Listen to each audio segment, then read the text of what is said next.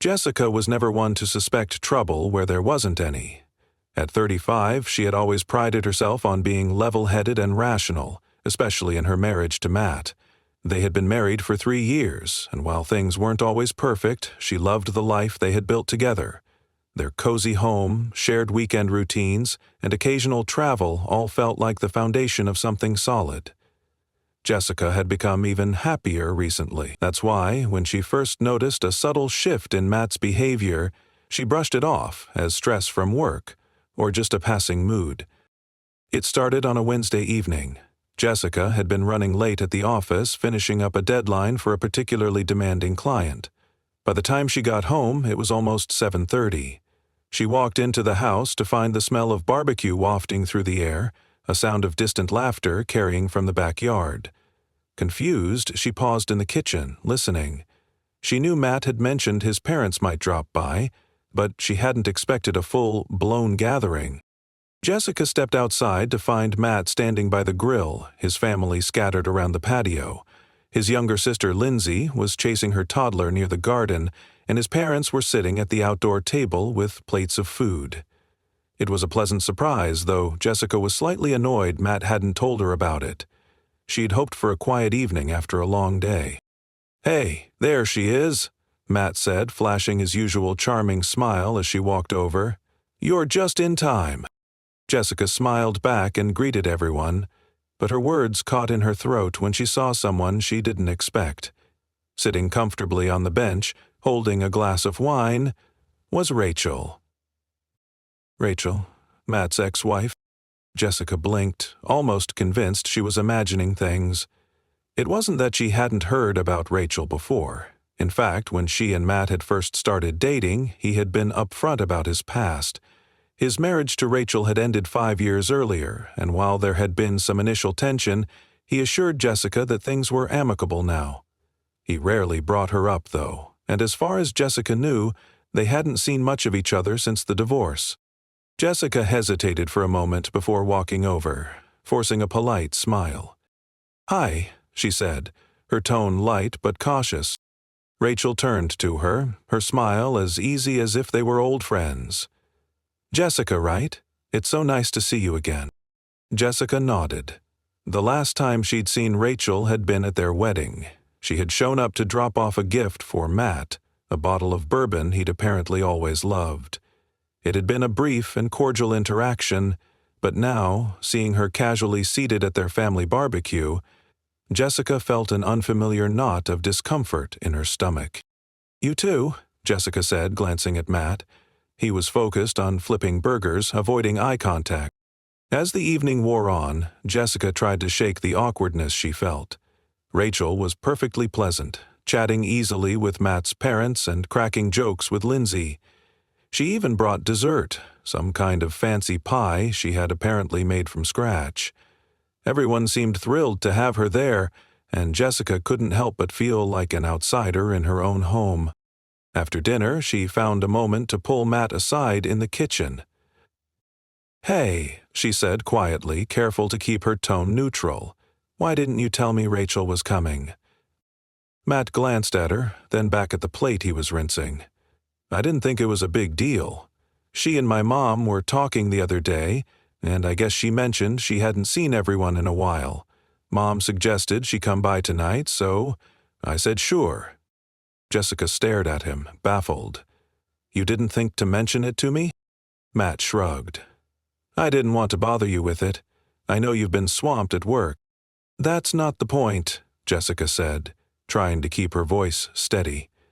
"It's not about work. It's about giving me a heads up. She's your ex-wife, Matt." Matt sighed, setting the plate down. "Come on, Jess. It's not like that. Rachel's been part of this family for years. My parents still think of her as one of their own. I didn't think you'd care." Jessica opened her mouth to respond, but stopped herself. She didn't want to turn this into a scene, especially with everyone else just a few feet away. Instead, she took a deep breath and nodded. "Okay, we'll talk about this later." But later came and went, and the conversation never happened. Over the next few weeks, Jessica noticed Rachel popping up more often. It wasn't just barbecues. She'd show up at birthdays, family dinners, even Matt's cousin's baby shower. Each time, Jessica felt blindsided. Matt always had a casual explanation. Mom invited her, or she just happened to be in town. Every time, he downplayed Jessica's concerns, insisting it was nothing to worry about. On June 3rd, but Jessica was worried. It wasn't just Rachel's presence that bothered her. It was the way everyone seemed so at ease with her, as if she had never left. Jessica felt like she was intruding on a club she hadn't been invited to join. Worse, she felt like Matt didn't understand, or didn't care, how this was affecting her. It all came to a head one Saturday afternoon when Jessica overheard Matt on the phone. He was in his office with the door slightly ajar, his voice low but clear. "Yeah, no problem. We're doing dinner next Friday. You should come. Mom would love to see you again." Jessica froze. She didn't need to guess who he was talking to. When Matt hung up, she walked into the room, crossing her arms. "Were you just inviting Rachel to dinner?" Matt looked up, startled. "What? Oh, yeah. She hasn't seen the family in a while." Jessica stared at him, her frustration bubbling over. "You didn't even ask me." "Jess, it's just dinner," Matt said, his tone edging toward irritation. "Why are you making this such a big deal?" "Because it is a big deal," Jessica shot back. "She's not just some old friend, Matt. She's your ex-wife. Do you know how it feels to walk into these gatherings and see her sitting there like she still belongs?" Matt sighed, running a hand through his hair. "You're overthinking this. Rachel is part of the family. She's been around longer than you, and honestly, it's nice to keep things friendly. I don't see why that has to be a problem." Jessica felt a sting at his words, but she refused to back down. "I'm your wife, Matt. If we're supposed to be partners, you need to include me in these decisions. You can't just act like my feelings don't matter." Matt looked at her, his expression softening slightly. "I'm sorry," he said after a moment. "I didn't mean to upset you. I just didn't think it was a big deal. I'll try to be more mindful next time, okay?" Jessica nodded, though she wasn't entirely convinced. She wanted to believe him, but part of her couldn't shake the nagging feeling that something deeper was wrong. For now, she decided to let it go, but in the back of her mind, she knew this wasn't over. The tension had started to linger between Jessica and Matt, like a low, unrelenting hum she couldn't ignore. While he seemed oblivious, or perhaps willfully blind, to the growing strain, Jessica was acutely aware of it. The casual way he dismissed her concerns about Rachel gnawed at her. It wasn't about jealousy, it was about respect. She didn't want to be the type of person who kept score or demanded ultimatums, but she also didn't want to feel like an outsider in her own marriage. It wasn't just Rachel's presence that bothered Jessica. It was the pattern. One afternoon, Jessica was at the grocery store when her phone buzzed with a text from Matt's mom, Susan. "Can't wait to see you and Matt at dinner tomorrow. Rachel mentioned she's bringing her famous apple tart. I hope you'll save room for dessert." Jessica stared at the screen, her stomach sinking. Rachel was invited again, and this time she was apparently hosting dessert? Jessica couldn't tell if she was more frustrated with Rachel's constant involvement or the fact that Susan and Matt seemed to think it was perfectly normal. When she got home, she brought it up immediately. Matt was on the couch, scrolling through his phone, looking relaxed as ever. "Your mom texted me," she started, her tone as neutral as she could manage. Matt looked up, eyebrows raised. "Yeah? What about?" "Dinner tomorrow. And Rachel bringing dessert." She paused, studying his face for any hint of acknowledgement. "Oh yeah," Matt said casually, turning back to his phone. "Mom mentioned it. Rachel's been baking a lot lately, and Dad loves her apple tart, so she offered to bring one."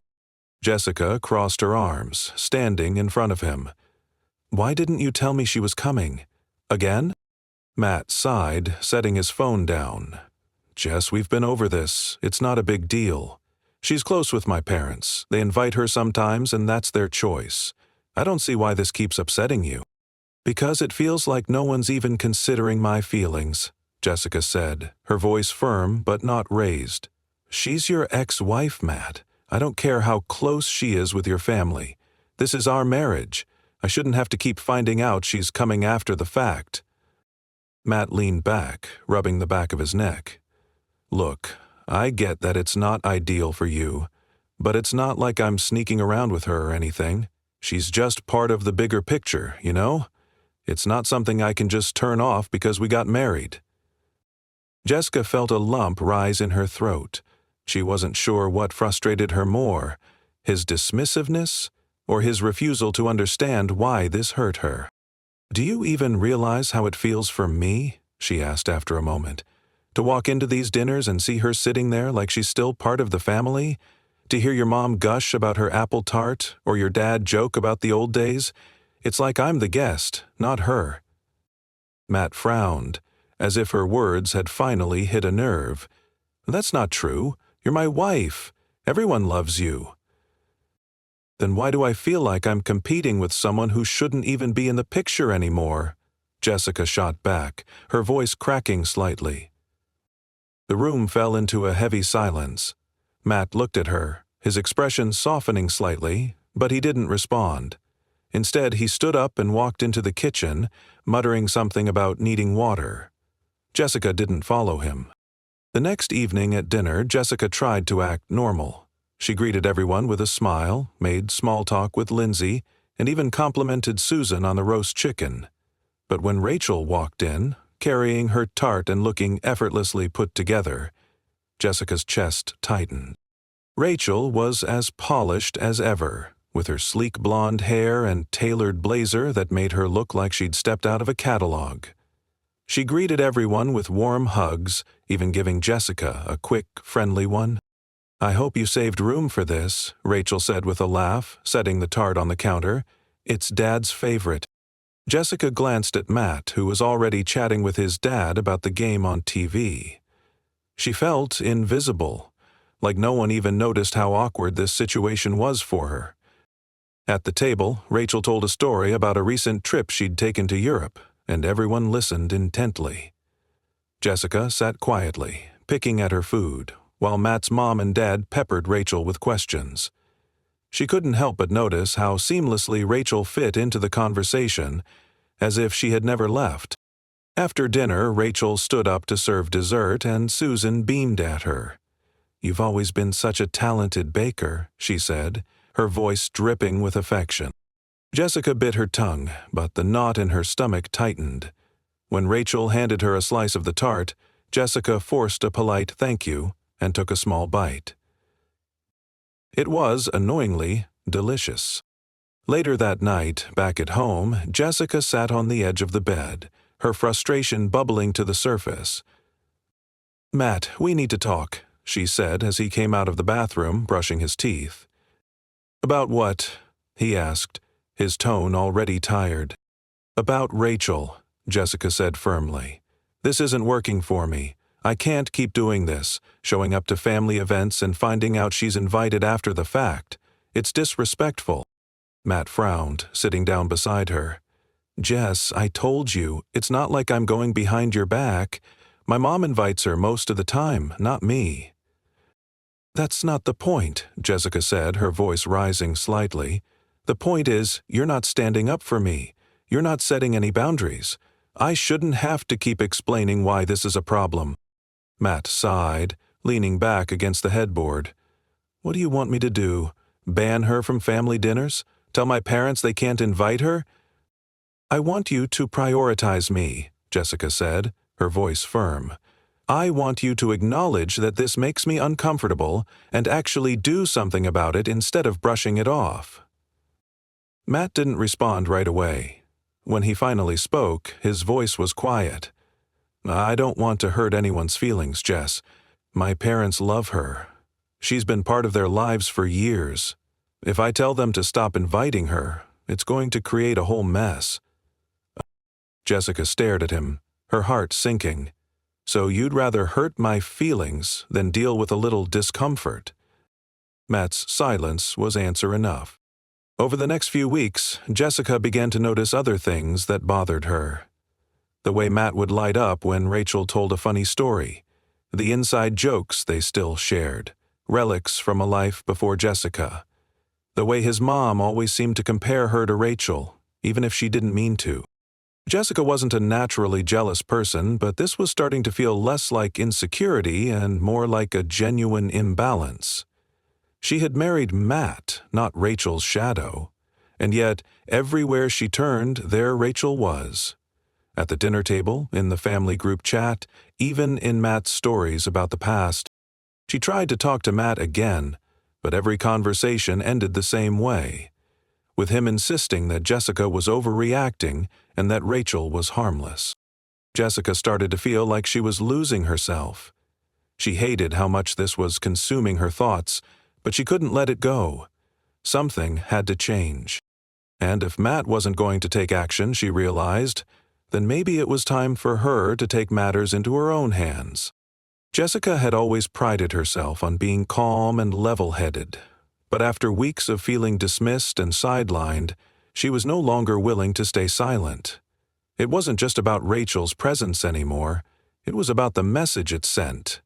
Every time Rachel showed up without warning, it felt like Matt was telling Jessica her feelings didn't matter. And every time his family welcomed Rachel with open arms, Jessica felt like she was being compared to someone she could never compete with. But no matter how many times she tried to explain this to Matt, he dismissed her concerns as insecurity or overreacting. After their last argument, Jessica realized something important. If Matt wasn't going to listen to her words, maybe he needed to experience her feelings for himself. The idea came to her during a lunch break at work. Jessica was sitting with her best friend, Lauren, venting about the situation for what felt like the 100th time. "I'm so tired of feeling like the bad guy," Jessica said, stirring her coffee absent-mindedly.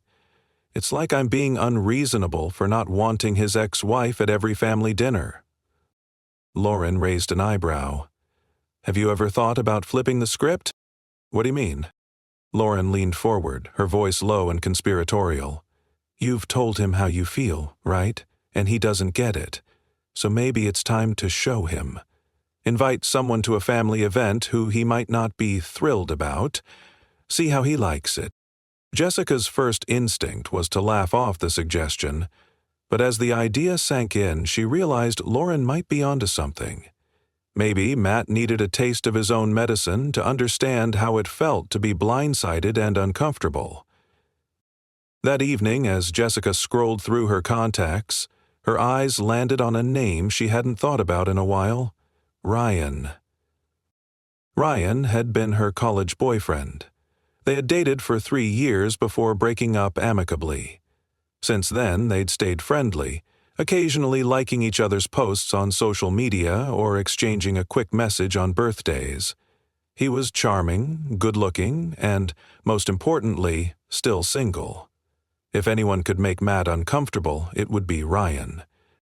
Jessica hesitated for a moment, wondering if she was taking things too far, but then she thought about Rachel, her laughter ringing through the family dinners, the way Matt's parents fawned over her, the inside jokes that made Jessica feel like an outsider. She wasn't trying to be petty. She just wanted Matt to understand what it felt like to be in her shoes. Taking a deep breath, Jessica sent Ryan a message. "Hey, long time no talk. Hope you're doing well. I know this is kind of out of the blue, but I was wondering if you'd like to catch up over dinner. My husband and I are having a little gathering with his family this weekend, and it would be great to see you." Ryan's response came quickly. "Hey Jess, wow, it's been ages. That sounds fun. Count me in." Jessica smiled, feeling a mix of nerves and satisfaction. The night of the dinner, Jessica made sure everything was perfect. She cooked Matt's favorite dish, set the table with their nicest plates, and even lit a few candles for ambiance. Matt, oblivious to her plan, seemed in a good mood as he helped carry food to the table. "So, who's coming tonight?" Matt asked casually as he poured himself a glass of wine. Jessica kept her tone light. "Your parents, Lindsay, and her husband, and—" "Oh, I invited an old friend of mine. Ryan. Matt froze mid-pour, his brow furrowing. Ryan? As in your ex-boyfriend Ryan? Jessica nodded, feigning nonchalance. Yeah, we haven't seen each other in years, and I thought it would be nice to catch up. He's always been so friendly. Matt stared at her, clearly unsettled. And you didn't think to run this by me? Jessica tilted her head, giving him a pointed look. Why would I? You didn't run Rachel by me the last dozen times she showed up. Matt opened his mouth to respond, but seemed to think better of it. Instead, he muttered something under his breath and took a long sip of wine. By the time Ryan arrived, the tension in the air was palpable. Jessica greeted him warmly at the door, giving him a quick hug. Ryan looked as polished and charming as ever, wearing a crisp button-down shirt and bringing a bottle of wine as a gift. Thanks for inviting me, Jess, he said with an easy smile. It's great to see you again. Of course, Jessica replied, leading him into the dining room. Everyone, this is Ryan, an old friend of mine from college. Matt's parents greeted Ryan politely, though Jessica could sense their confusion. Lindsay gave Jessica a curious look but said nothing. Matt, however, barely managed a stiff nod, his jaw clenched so tightly it looked like it might snap. As dinner progressed, Ryan quickly won everyone over. He was funny, engaging, and full of stories about his travels and career. Even Matt's dad, who was usually reserved around strangers, laughed at one of Ryan's jokes. Jessica couldn't help but notice how Matt's mood darkened with each passing minute. He barely spoke, pushing his food around his plate and glaring at Ryan whenever he laughed with Jessica. So, Ryan, Lindsay asked at one point, how do you know Jessica? Ryan smiled. We dated in college. It feels like a lifetime ago now, but we've stayed friends. Jess has always been one of the smartest, most creative people I know. Jessica could feel Matt's eyes boring into her, but she kept her expression neutral. After dinner, as everyone moved to the living room for coffee and dessert, Matt pulled Jessica aside into the kitchen. What the hell is this? He hissed, keeping his voice low so no one else could hear. Jessica feigned innocence. What do you mean? You know exactly what I mean, Matt snapped. Why is your ex-boyfriend here, and why are you acting like this is normal? Jessica crossed her arms, her voice calm but firm. Now you know how I feel every time you invite Rachel without telling me. It's not about Ryan, Matt. It's about respect.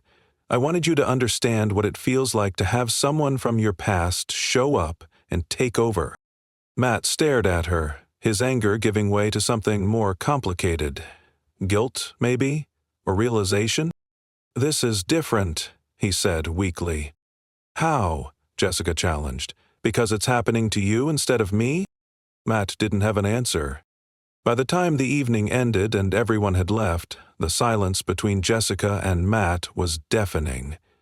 He avoided her eyes as he cleaned up the table, while Jessica waited for him to say something, anything, that acknowledged what had just happened. Finally, as he loaded the last plate into the dishwasher, Matt sighed and turned to her. Okay, he said quietly. I get it. I get why this has been so hard for you. Jessica folded her arms, her voice soft but resolute. Do you really? Because I've been trying to tell you for weeks, Matt. I've been telling you how hurtful this has been, and you didn't listen. You only cared when it happened to you. Matt looked down, his shoulders slumping. You're right. I didn't listen, and I'm sorry. I didn't realize how much it was bothering you because, I don't know, I guess I just thought it wasn't a big deal, but tonight... He trailed off, shaking his head. I get it now. Jessica felt a flicker of hope. So, what are you going to do about it? Matt hesitated, then nodded. I'll talk to my parents. We'll set some boundaries. Rachel doesn't need to be at every family event. You're my wife, Jess. You should always come first. I see that now.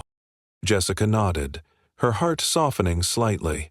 It wasn't a perfect resolution, but it was a step in the right direction. For the first time in weeks, she felt like Matt was finally starting to understand her. Over the next few days, the house felt quieter than usual. After their tense conversation, Matt had promised Jessica he would talk to his parents, but he hadn't brought it up again. Jessica wasn't sure if he was avoiding the topic or simply gathering the courage to follow through. Either way, she decided to give him space. But that didn't mean the weight had been lifted. Jessica still carried the residue of weeks of frustration, doubt, and hurt. She wasn't sure if Matt's newfound understanding would be enough to repair the damage. Words were one thing, action was another. It wasn't until Saturday afternoon that Matt finally broke the silence. Jessica was in the kitchen organizing the spice cabinet when he walked in, looking uncharacteristically nervous. "Hey," he said, leaning against the counter. "Hey," Jessica replied without turning around, focusing on the jar of paprika in her hands. I talked to my parents this morning," Matt said, his voice hesitant. Jessica froze, her hands stilling. She slowly turned to face him. "You did?" "Yeah," he said, running a hand through his hair. "It wasn't easy, but I told them how you've been feeling. I explained that while Rachel's presence doesn't bother me, it bothers you. And that should be enough for all of us to reconsider how often she's involved." Jessica searched his face, looking for any signs of reluctance or resentment, but to her surprise, he looked genuine, vulnerable even. "What did they say?" she asked carefully. Matt sighed. "At first, they were defensive. My mom especially. She said Rachel's like family and it's hard for her to just cut someone out. But I told her it's not about cutting Rachel out, it's about respecting you as my wife, about prioritizing our marriage." Jessica's chest tightened at his words, a mix of relief and lingering skepticism. And did they understand? "Eventually, yeah," Matt said with a small smile. "It took some convincing, but I think they got it. They agreed to limit how often Rachel's invited to family events. They also said they'd make an effort to focus on you more when we're all together. I think it'll take time, but it's a start." Jessica nodded slowly, absorbing his words. "Thank you," she said softly. "I'm sorry it took me so long to get here," Matt said, stepping closer to her. "I should have listened to you from the beginning. I should have realized how unfair it was to keep putting you in that position." Jessica felt a lump rise in her throat. For weeks, she had been waiting for this moment. For Matt to not just hear her, but truly see her. And now that it was happening, she wasn't sure how to feel. "I appreciate you saying that," she said after a moment. "But Matt, it's going to take more than words for me to feel like we're on the same team again.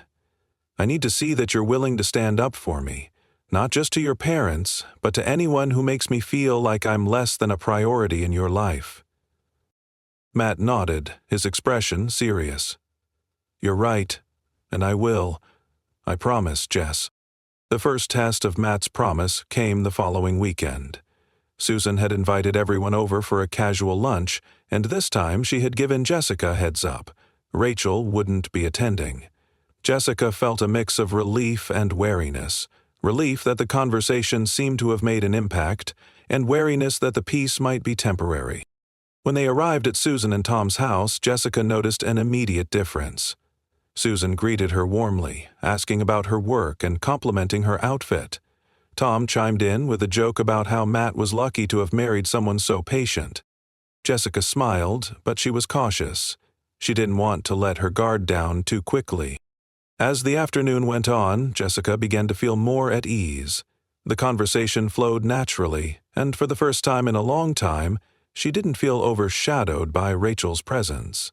Even Matt seemed more attentive, making an effort to include Jessica in every conversation, and occasionally squeezing her hand under the table. When they left, Jessica felt a cautious sense of hope. Maybe things really could change. But the real turning point came a few weeks later, when Rachel called Matt directly.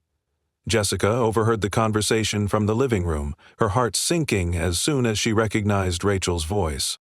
"Hey, Matt," Rachel said, her tone cheerful. "I was wondering if you and Jess would like to come to my housewarming party next weekend. A bunch of old friends will be there. It'll be fun.